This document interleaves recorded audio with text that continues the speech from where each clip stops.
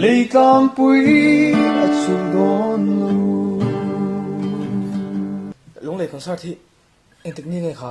November ni somni pasari zan ning ka sia khoi mun angai kan concert dong khatai te Saikuti hola ngat mole ticket hi za zan hi zanga tang in than dona chung ba ka chonin VVIP ticket cheng sang khat man khalom don cheule mala khami ticket khat tu te en phei kha chonin on limbom tak kan mang thei do nan tin ka sia turun concert tur hi zarun event so bo sei ne acha khom to khop mai he concert a hian lunglei Leitlangpui Mipui zong zong te local trip turin kan som cheu tin concert ron sai tur te hi keile taite le ubi ke le samsura